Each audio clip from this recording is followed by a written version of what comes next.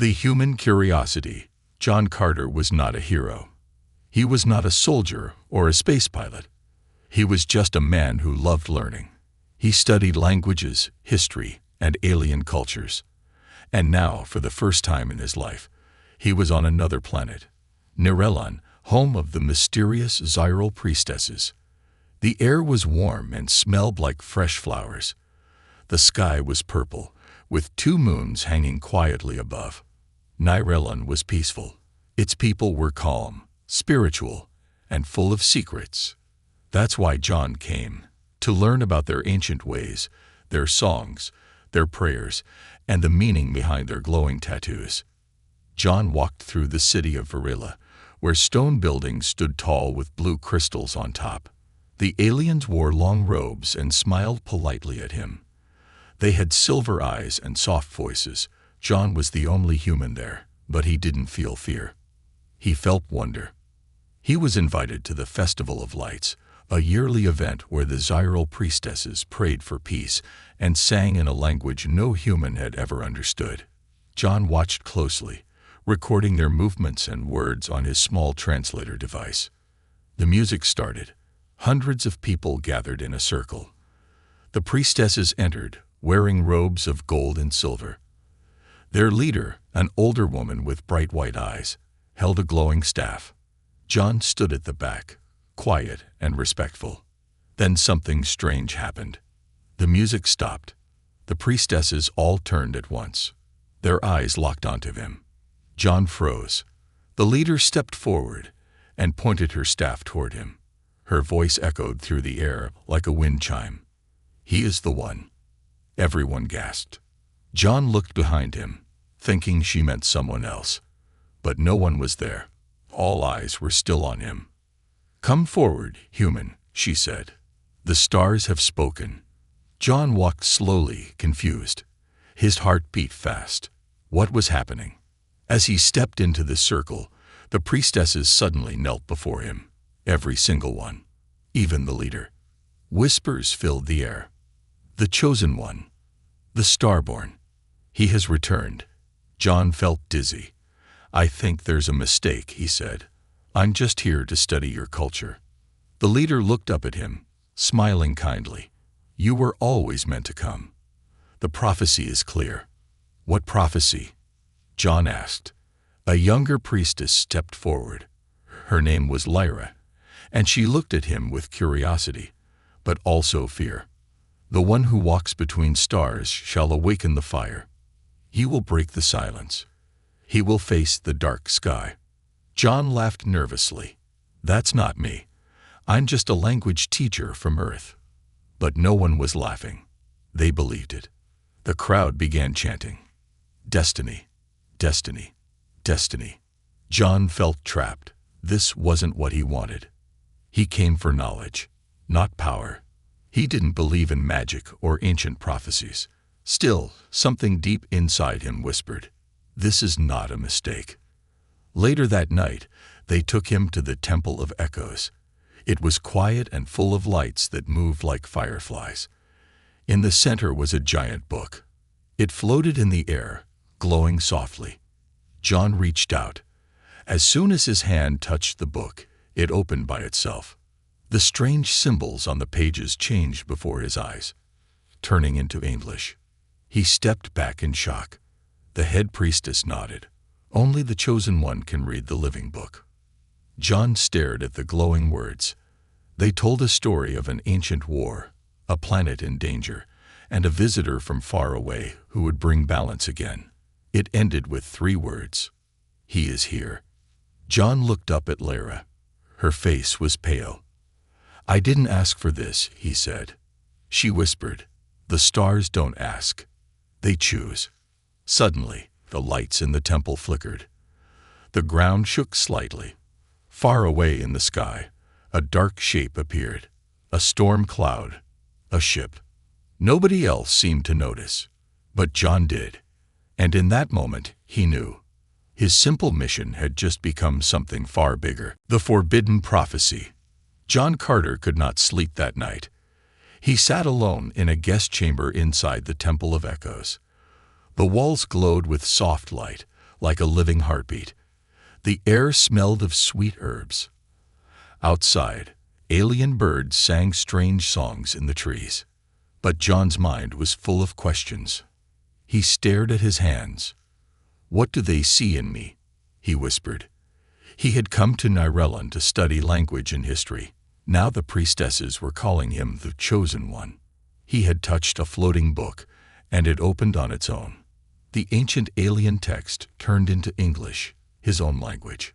That should have been impossible. He remembered the words on the page. "He is here." It made no sense. John got up and walked to the balcony. The purple sky shimmered. One moon was full. The other was half-shadowed, like an eye watching him. Then he heard a soft voice behind him. "You shouldn't have touched the book." John turned quickly. It was Lyra, the young priestess who had looked afraid earlier. She stood in the doorway, wearing a simple white robe. Her silver eyes were serious. John tried to stay calm. "I didn't know what it would do." Lyra walked closer. "That book has been sealed for 1,000 years. No one has been able to read it. Not even our elders." John looked confused. "Then why did it open for me?" Lyra's face became pale. "Because you match the ancient sign. You come from the sky, and you carry the old mark." "Mark?" John asked. She pointed to his right arm. John pulled up his sleeve. A faint, star-shaped scar glowed softly under his skin. He had it since childhood. He always thought it was a birthmark. Lyra stared at it. "That is the Starfire mark. Only one has ever had it before, the last chosen one, and he brought great danger to our world." John stepped back. "Wait, are you saying this has happened before?" Lyra nodded slowly. "Yes, but we do not speak of it. It is part of the forbidden prophecy." She looked around nervously, then whispered, "Follow me." John followed Lyra down a secret path behind the temple. The stairs went deep underground. The air turned cold. The walls were made of smooth black stone. Glowing plants lit the way. At the bottom was a hidden chamber.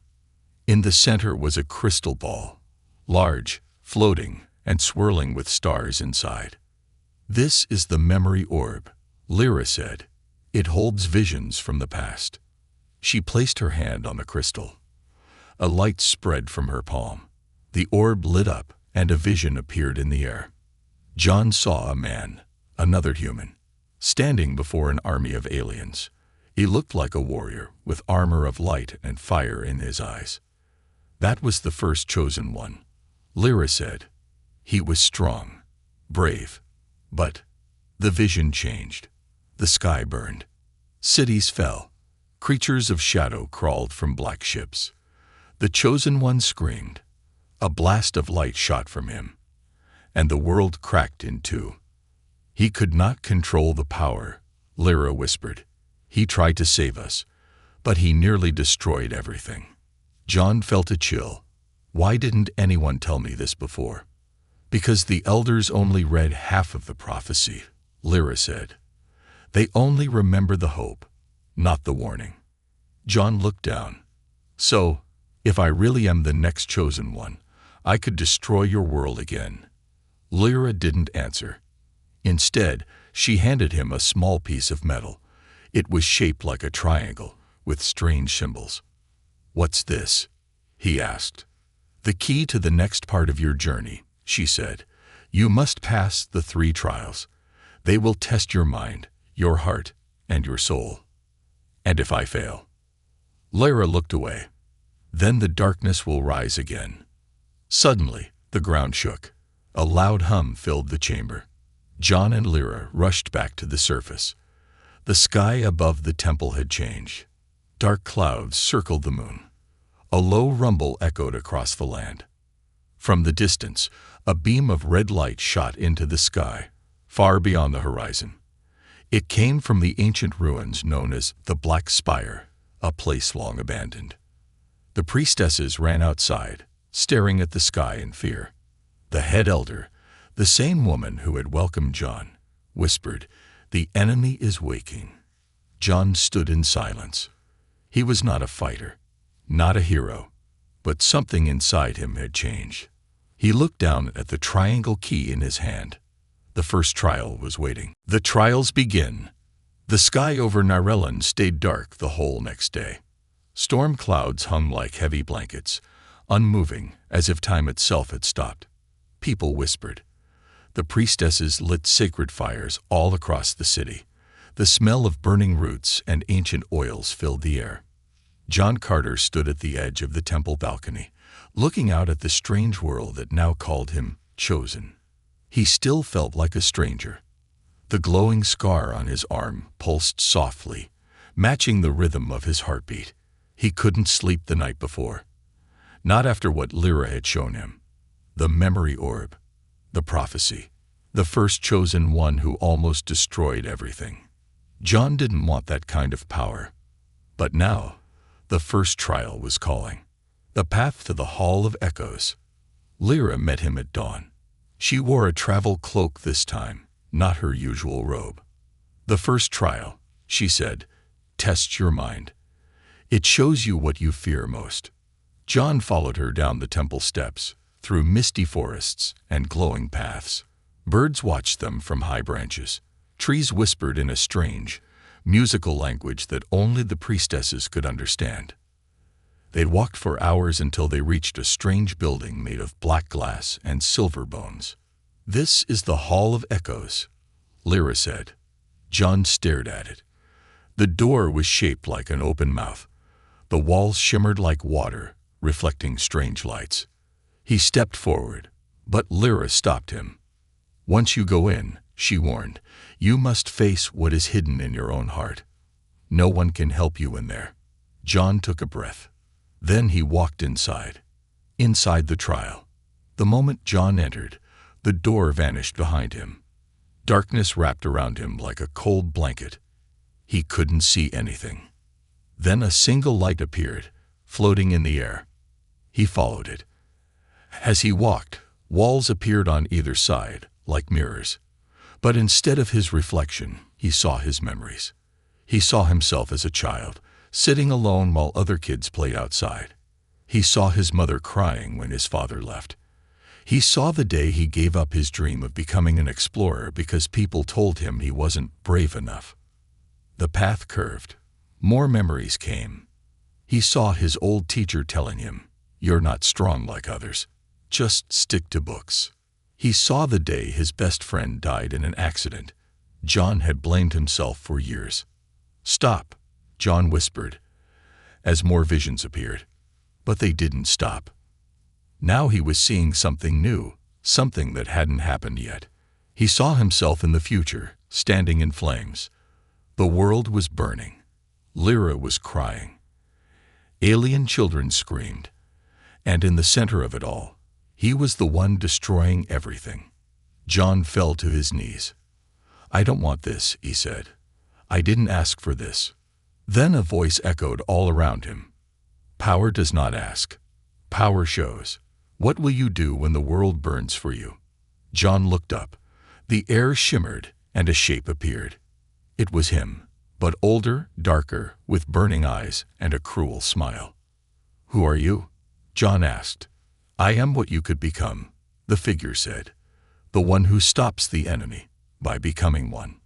John stood up. His fists clenched. "I'm not like you." The figure laughed. "Not yet." Suddenly, the ground broke. John fell into a deep pit, landing in a quiet field full of light. Everything changed. Now he stood in the middle of a meadow. And someone was there. A young girl, human, her eyes just like his. "Dad?" she asked. John's heart stopped. "Who are you?" he asked, voice shaking. "I'm the future you can still save," she said, "but only if you stay human, only if you don't give in." John closed his eyes. He finally understood. The trial wasn't about fighting monsters. It was about facing yourself. The awakening. When John stepped out of the Hall of Echoes, hours had passed. Lyra was still waiting. She looked at him with wide eyes. "You passed." John nodded slowly. "I saw things. painful things. But I'm still me." Lyra looked relieved. "Many never return. The trial eats them alive." John held out the triangle key. It was now glowing. A piece of it had changed shape, showing a new symbol. "One trial down," he said. "What's next?" Lyra looked toward the horizon. The red beam of light from the black spire was still there, brighter now. "The next trial," she said, "is not in a temple. It's in a place the priestesses fear." "What place?" John asked. Lyra whispered the name. "The Mirror Forest." John looked at the sky again. The clouds were darker than before, and something huge, moved behind them. The second trial was waiting, and time was running out. Enemies in the shadows. The Mirror Forest did not welcome visitors. Its trees were tall and thin, made of silver bark and glass-like leaves. Every step on the forest floor echoed, as if someone else was walking behind you.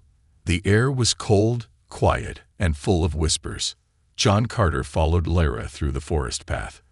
The second trial waited somewhere inside. But this time, it wasn't just about facing his past. It was about surviving the present, the forest of reflection. John paused and looked into the trees. Every surface reflected his image, dozens of Johns looking back at him. But some reflections didn't move the way he did. He pointed to one. "That one. Its eyes are wrong." Lyra turned to look. The reflection in the tree was smiling, even though John wasn't. She pulled him away quickly. "The forest plays tricks," she said. "Do not look too long. If you stare at your false self, you might become it." John shivered. They walked deeper into the forest. Strange shapes moved in the fog. Sometimes they heard footsteps, sometimes laughter, but no one was there. Then Lyra stopped. "This is where I leave you," she said. "The next trial is yours alone."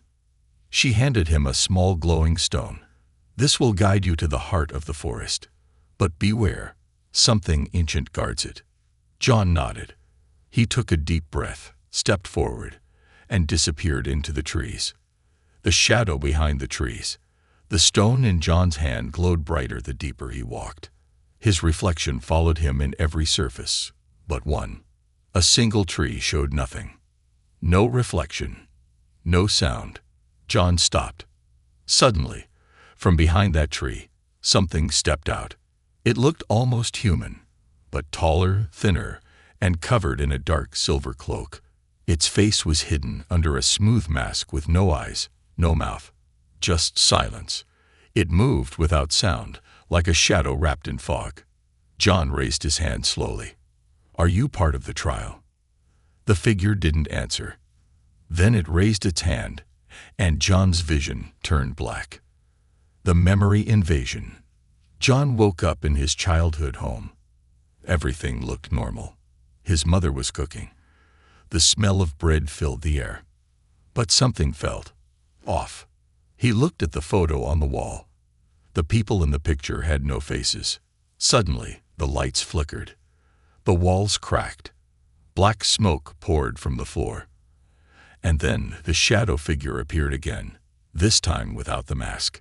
Its face looked like his, but its eyes were made of fire and its mouth was full of sharp alien teeth. "You cannot hide," the shadow said. "You brought the darkness with you." John grabbed the glowing stone from his pocket. It still worked, even in the dream. He shouted, "This is not real." The world around him shattered like glass. The enemy reveals itself. John stood once again in the real forest, on his knees, gasping for breath. The shadow figure was gone, but in its place stood Lyra. Only, something was wrong. Her eyes glowed red. She smiled strangely and stepped closer. "Well done, John. You passed again." He stood up slowly. "You're not Lyra." "No," the fake Lyra said, "but I've learned her face. It helps me get close." She leaned in. "You should not have come here, chosen one. Your power calls to others, and not all who answer are kind." Suddenly, the real Lyra ran out from the trees, shouting, "John, step back." She threw a silver dagger into the fake Lyra's chest. The creature screamed and turned into smoke. John stood frozen. What was that? Lyra looked terrified. That was a watcher, a servant of the enemy. They come when the trials begin. They try to break you before you rise. John stared at the fading smoke. So, I'm being hunted. Lyra nodded. You always were. From the moment the book opened. The hidden history. Back at the temple, John was taken to a quiet room. The triangle key now had 2 symbols glowing. The final trial was near. But before that, the elders called for him. In a dark chamber filled with floating crystals, they told him the full truth. There was more to the prophecy, said the High Elder. Long ago, a beam of darkness was locked beneath the black spire. It feeds on fear, on doubt. It whispers to those who are weak. Another elder added, the first chosen one failed because he listened to those whispers. John asked, and if I fail? The room went silent. Then the elder said, then the sky will break, and everything will fall. A warning from the stars. That night, John sat under the open sky with Lyra. He looked up at the stars, trying to find Earth. It felt so far away now. Lyra sat beside him. I was afraid of you when you came. Why? John asked. Because you remind me of the first one, she said. Strong, curious, kind, but also full of pain. John looked at her. Do you believe I can do this? Lyra didn't answer right away. Then she said softly, I believe the stars gave us a second chance, but it's up to you not to waste it. Far in the distance, the black spire flashed red again, brighter than ever. The final trial was close, and something inside it was waiting, watching. The betrayal. The Temple of Echoes had never felt so quiet. The stars above Nerelon were hidden behind clouds. The red light from the black spire still flashed in the distance like a heartbeat. The third and final trial was coming. But before John could take it, something inside the temple was already breaking apart. Trust. A world growing cold. John Carter woke to the sound of whispers. He sat up in his chamber, rubbing his eyes. The room felt colder than before. The warm lights in the walls had dimmed. The small silver plants that usually glowed beside his bed had withered overnight. Something was wrong. He stepped out into the hall. Priestesses moved quietly, heads low, eyes avoiding his. Even Lyra was missing from her usual spot outside his door. As he passed through the halls, he saw 2 elders speaking in hushed tones. When they saw him, they stopped and walked away quickly. John frowned. He wasn't used to being welcomed with cheers, but this sudden distance felt dangerous. He went to find Lyra. A warning too late.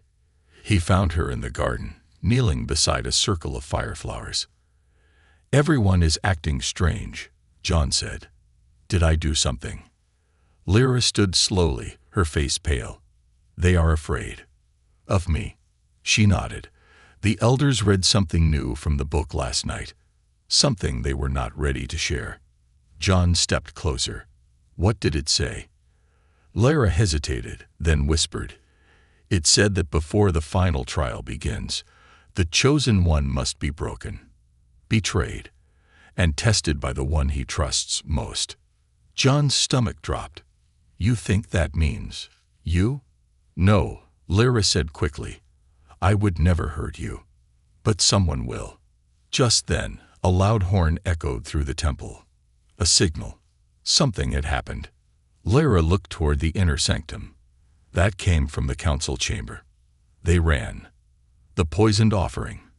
Inside the high council room, chaos had begun. The head elder, a woman who once praised John, now pointed at him with trembling hands. The book burns. It reacts to him. His presence brings the dark closer. John stared at the giant prophecy book. It floated in the air, shaking, glowing red instead of gold. Smoke rose from its pages. Another elder shouted, He must leave. He brings ruin. John tried to explain. I've passed 2 trials. I didn't ask for this, but no one listened. Then a young priestess stepped forward. Her name was Mela.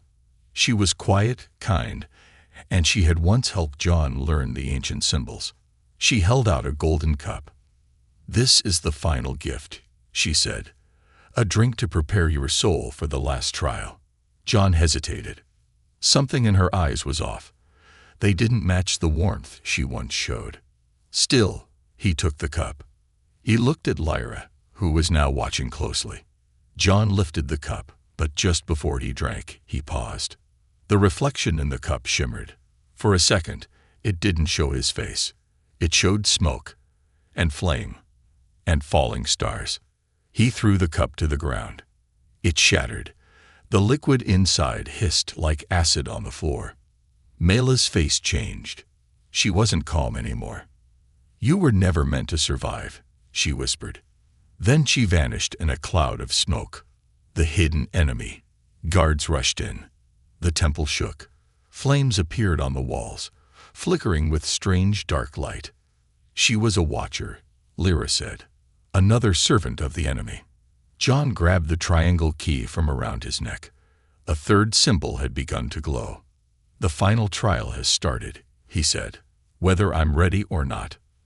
Lyra turned to him, her voice trembling. "John, there's something else." She pulled a scroll from her robe. It was old, wrapped in silver threads. She handed it to him. "This was hidden in the temple vault. Only high elders are allowed to see it, but I read it." John opened the scroll. It showed 2 figures, one glowing with light, the other wrapped in shadow. They were the same person. Beneath it was a warning.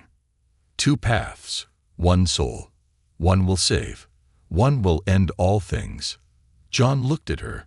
"So I still have a choice." Lyra's voice shook. "But the path is not clear. Even the stars are afraid now." A silent goodbye. That night, John sat alone under the sky. He thought of Earth, of his old quiet life, of the people who told him he wasn't strong or brave or meant for anything bigger. And now, the fate of an entire planet rested on him. He looked at the triangle key again. It now glowed with 3 full symbols. That meant the final trial would come at dawn. But what if it wasn't just a test? What if it was a trap? Lyra sat beside him quietly. Neither of them spoke for a while. Then she said, "If you go to the spire, you may not return." John nodded. "If I don't go, no one returns." She reached out and took his hand. "I'm not afraid for the world," she said softly. "I'm afraid for you." John looked at her and gave the smallest smile. Then he stood. The sky above rumbled. The spire was calling. The final trial. The black spire rose like a dark needle stabbing the sky. John Carter stood at its base, the wind pulling at his cloak, the air thick with ash and storm. Lightning flashed above, but the thunder never came.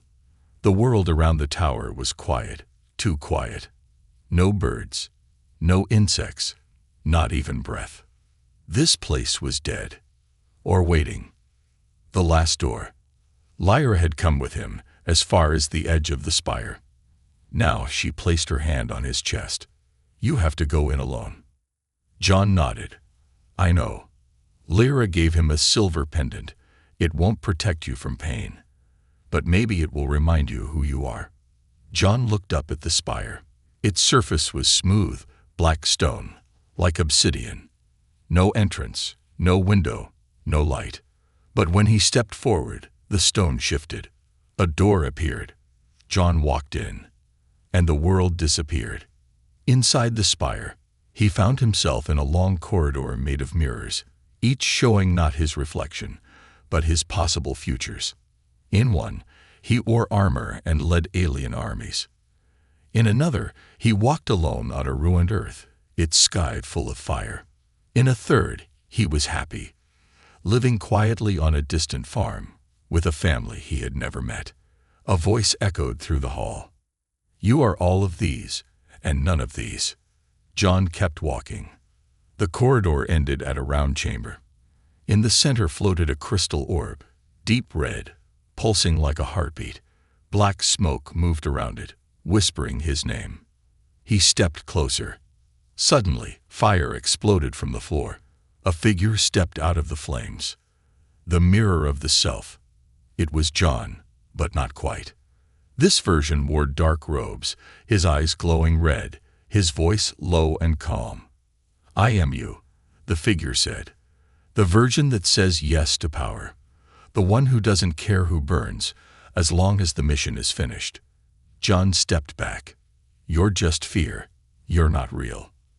"Then why do I feel so familiar?" the dark John asked. They circled each other. The dark version lifted his hand. Energy swirled in his palm. "You could end the enemy now. Right here. With one burst of power. Just take it." John's mind flashed back to the first chosen one, the man who burned half a planet trying to do good. He clenched his fists. "I'm not like him." "You are. You've seen what's coming," the shadow said. "You can't stop the darkness without becoming part of it." John looked at the red crystal pulsing behind them. It wasn't just power. It was a choice. The choice of fire. The voice of the priestesses echoed in his mind. "Two paths, one soul. One will save. One will end all things." John turned to face the shadow. "I won't destroy to protect." "Then you'll lose everything," the shadow warned. "No," John said. "I'll find another way." He stepped into the fire. Pain ripped through his body. But he didn't scream. Instead, he reached deep inside himself, past fear, past doubt, past the lies others told him, and found something that had always been there. Hope. Light burst from him, pushing the shadow away. The crystal cracked. The smoke screamed and vanished. John collapsed. The star awakens. When he opened his eyes, he was floating, surrounded by stars. A gentle voice filled the air. "You have chosen the path of heart. You are no longer just human. You are the bridge." The three glowing symbols from the triangle key appeared in front of him, spinning, merging, becoming one. It entered his chest. His body lit up, not with fire, not with power, but with understanding. He saw the web of life that connected everything. He saw how the enemy fed on hate, fear, destruction. And he saw how to stop it, not with strength, but with unity. The return. John awoke at the base of the spire. Lyra was there, waiting. She gasped when she saw him. His eyes now glowed softly. His voice carried strange harmony, like a song under the wind. "You made it," she whispered. John stood slowly. "I didn't fight the power. I became something else. Above them, the red light in the sky began to fade. The spire cracked down the middle and fell apart like dust. Far away, the black clouds began to clear. But Lyra's face didn't relax. "There's still one problem," she said. John looked at her. "What?" "The enemy stirs." At that moment, the ground shook violently. A tear opened in the sky, dark and wide, and from it came a shape so huge, so twisted, it blocked out the stars. A voice, deeper than thunder, filled the world. "You passed your trial, little light, but I was never part of it. I am the darkness that made the trial necessary." Lyra grabbed John's arm. "That's it. That's the thing the first chosen one couldn't stop." The creature stretched across the horizon. Black wings, burning eyes, thousands of whispering mouths. John looked at the glowing star on his palm. He wasn't afraid anymore. He turned to Lyra. "Then this time, we end it right. Destiny or doom." The sky was breaking. A dark tear stretched across the heavens, wider than any mountain. The creature that came through it was not a beast, not a god, but something older, angrier, and hungry for light. Its body moved like a storm, its wings made of shadow, and its eyes burned with red fire. Below, on the cracked land near the fallen black spire, John Carter stood still. He didn't run. He didn't hide. He looked straight at the thing that had waited for thousands of years to be free. The enemy of light. The creature's voice rolled through the sky like thunder shaking the bones of the world. You are the chosen one, the spark, the seed. You came to stop me. John didn't answer at first. He looked at Lyra, who stood beside him. Her face was calm, but her hands trembled. She whispered, That is the void mind. The thing sealed by the first priestesses before our history even began. John turned back to the creature. I didn't come to fight, he said. I came to understand. The creature laughed.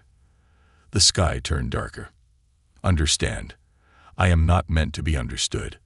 I am the answer to your fear. The truth beneath your dreams.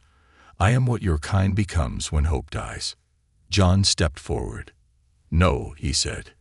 You are what we become when we stop believing we matter. The light inside his chest, the glowing star given during the trial, began to shine brighter. The ground beneath him cracked with energy. The final choice. Lyra grabbed his arm. John, wait. You said you wouldn't fight. But look at you. I'm not going to fight, John said softly. I'm going to finish what the others couldn't. From the sky, bolts of red lightning crashed into the earth. The void mind was preparing to strike. A circle of black fire formed around John. Then came the voice again. Choose, chosen one. Open the gate within your heart. Use your light, or give it to me. John's body floated upward, caught between two forces, one pulling toward the stars, the other into darkness. He saw a vision. Earth in ruins if he fails. Nyrelon lost to flame if he surrenders. Lyra crying. Children hiding. A galaxy full of silence.